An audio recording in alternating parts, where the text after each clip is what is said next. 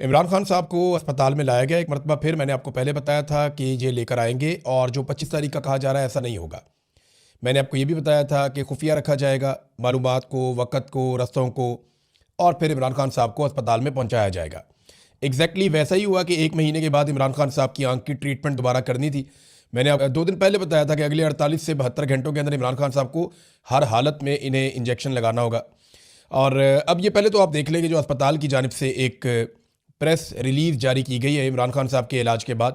आप देखें कि आधी रात को पेशेंट आता है, आधी रात को उसे चेक करते हैं, आधी रात को उसका ट्रीटमेंट करते हैं और आधी रात को ही प्रेस रिलीज़ जारी कर दी जाती है। कितना प्रेशर होगा इस पूरे सिस्टम के ऊपर।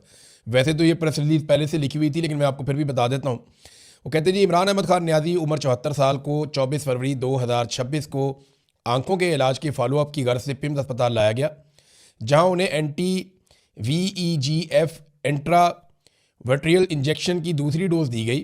प्रोसीजर से कबल माहिरीन पर मुश्तमिल एक बोर्ड ने उनका मुआयना किया, जिसमें कंसल्टेंट कार्डियोलॉजिस्ट शामिल थे, जिन्होंने इकोकार्डियोग्राफी और ECG भी की, जिसके नताइज नॉर्मल आए।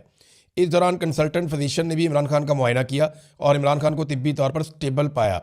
इमरान खान की रजामंदी हासिल करने के बाद और ऑपरेशन थिएटर में मेयारी मॉनिटरिंग, एहतियाती तदाबीर और प्रोटोकॉल के तहत माहिरीन की मौजूदगी में या उनकी निगरानी में माइक्रोस्कोपी की रहनुमाई से जो है वो उनको इंजेक्शन की दूसरी डोज दी गई। ये अमल डे केयर सर्जरी के तौर पर अंजाम दिया गया। क़याम के दौरान इमरान खान प्रोसीजर से पहले, दौरान अमल और बाद में तमाम तर मराहिल में हर एतबार से स्टेबल रहे। बाद अज़ां उन्हें निगहदाश्त की हदायत, फॉलोअप मशवरे और मुतल्लिका दस्तावेज़ात के साथ डिस्चार्ज कर दिया गया। एग्जीक्यूटिव डायरेक्टर पिम्स, जनाब ये आ गया पिम्स अस्पताल का मौक़िफ़। अब इमरान खान साहब को लाया गया, जो टाइम था वो था रात के 12:15 पे इमरान खान साहब अस्पताल पहुंचते हैं। यानी अगर आप ये देखें कि अडियाला जेल से उन्हें कब निकाला गया, तो ऐसा लगता है कि शायद 12 बजे से पहले निकाला गया।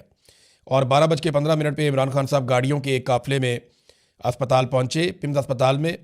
और इंतज़ामात इस तरह के थे कि अस्पताल का वो सारा हिस्सा जो है उसे ब्लैकआउट किया गया था, जहाँ पे इमरान खान साहब को लाया गया। जिस रास्ते का इंतखाब किया गया वो रास्ता नॉर्मली बंद रहता है, खुला हुआ नहीं होता।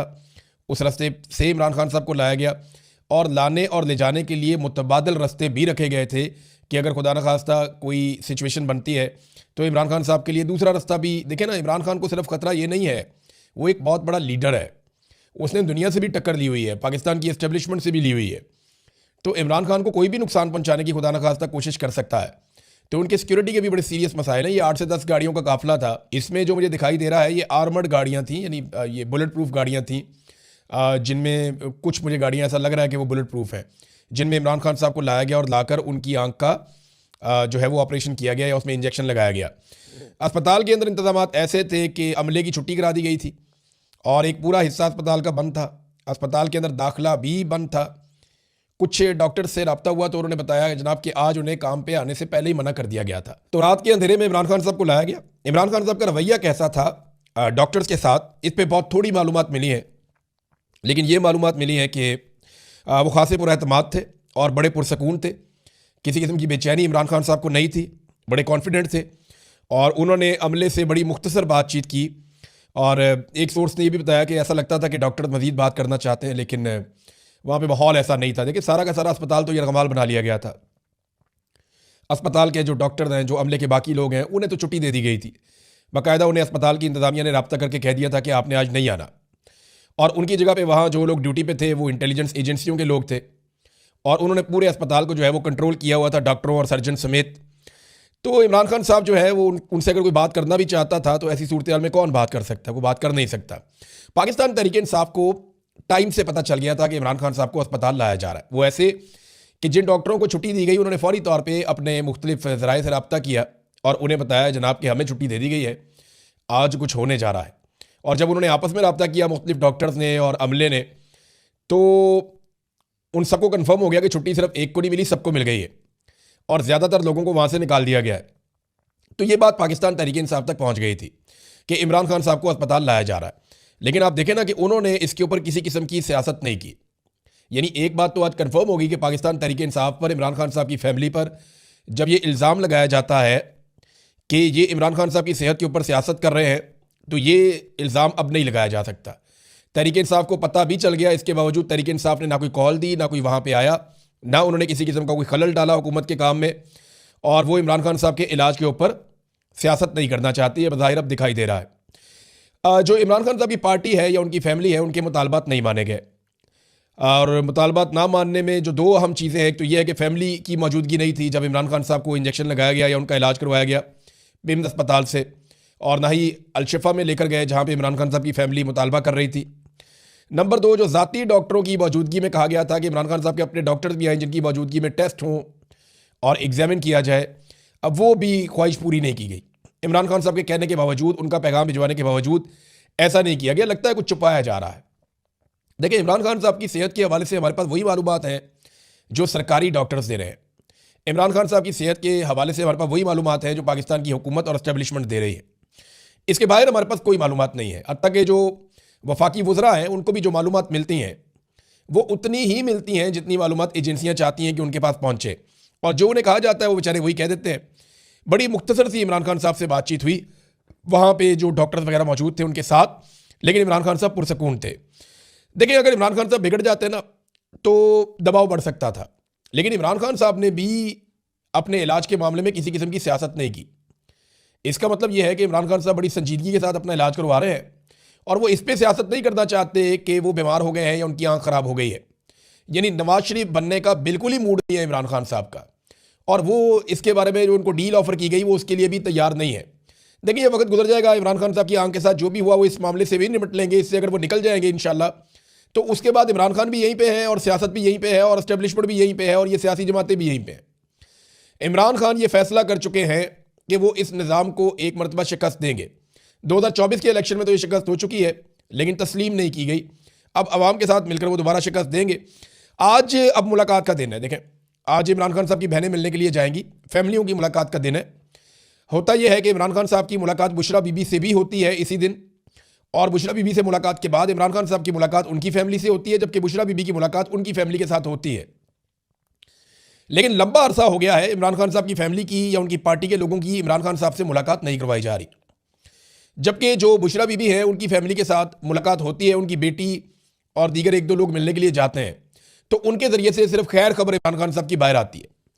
अब आज कुछ इस किस्म के दावे किए जा रहे हैं, और ज़्यादातर टाउट लोग ये दावे कर रहे हैं कि इमरान खान साहब की जो अहलिया हैं बुशरा बीबी, शायद उनकी मुलाकात भी ना करवाई जाए। देखिए, दो चीज़ें हो सकती हैं ना। अब बुशरा बीबी जब इमरान खान साहब से मिलती हैं तो उसके बाद वो अपनी फैमिली को मिलती हैं, तो फिर वो अपनी फैमिली को पैगाम दे सकती हैं।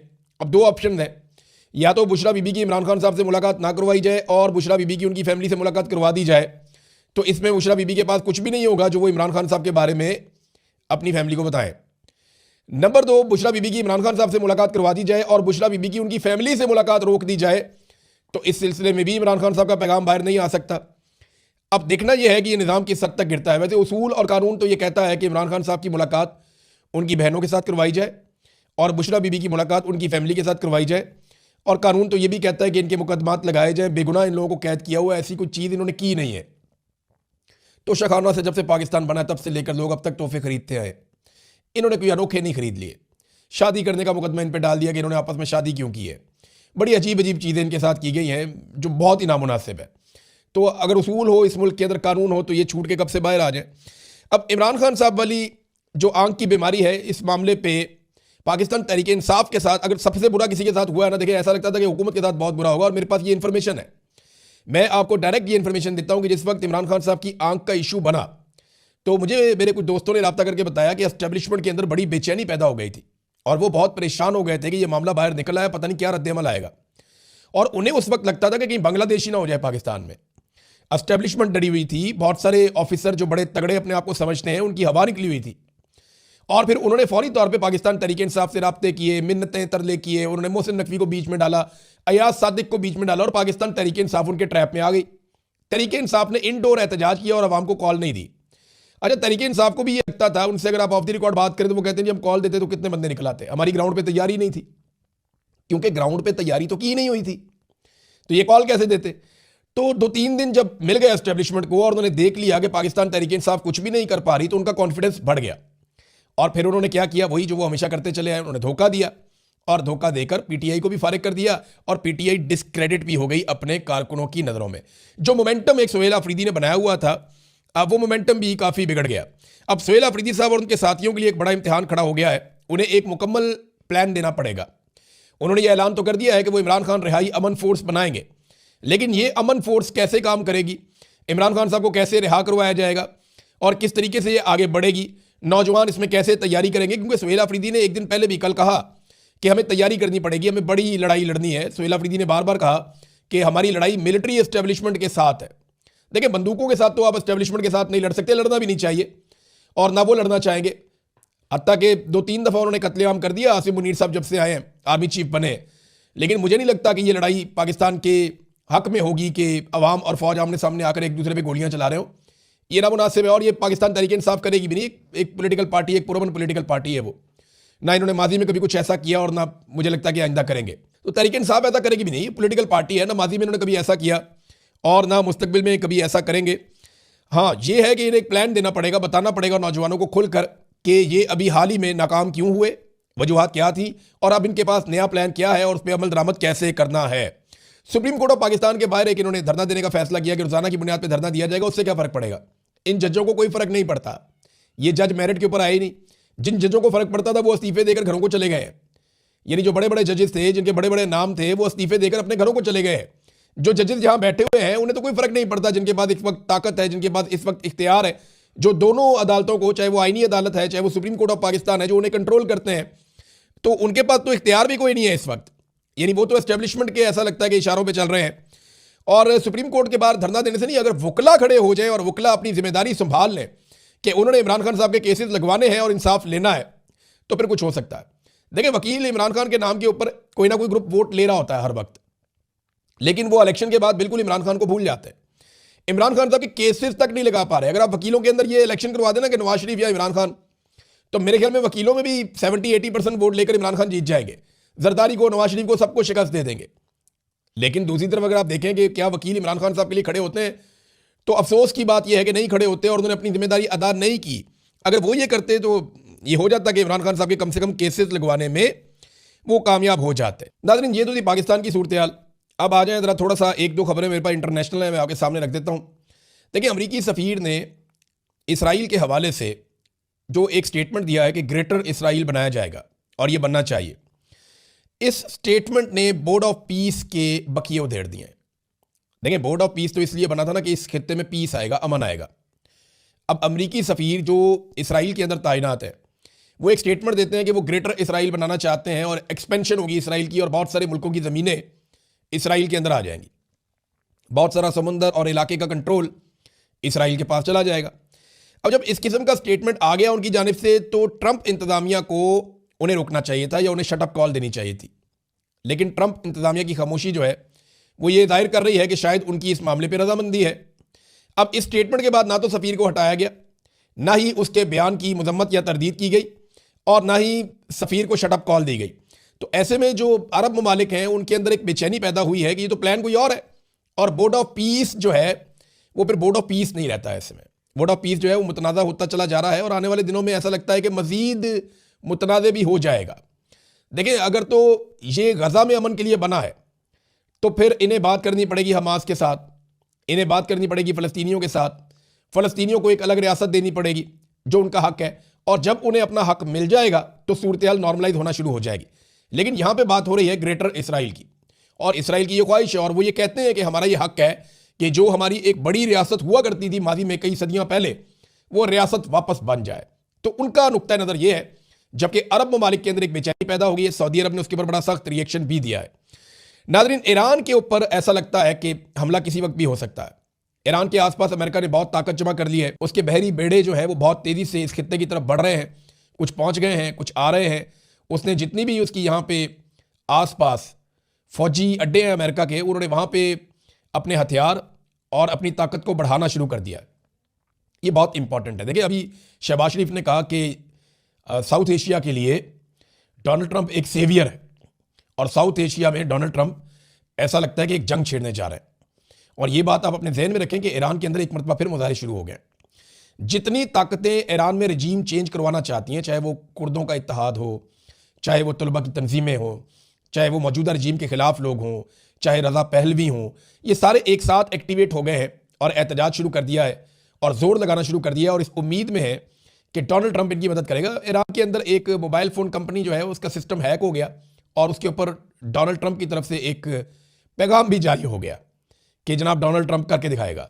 तो अब ये जो सारी चीज़ें हैं ना, ये आप जहन में अपने रख लें कि किसी वक्त भी ईरान के ऊपर अगर अटैक होता है तो पूरा खित्ता एक नई सिचुएशन से दो चार होगा और इसमें अरब ममालिक को बड़ा अहम फैसला करना पड़ेगा। तो नाज़रीन, अब तक के लिए इतने ही। अपना ख्याल रखिएगा, अपने इस चैनल का भी। अल्लाह हाफ़िज़।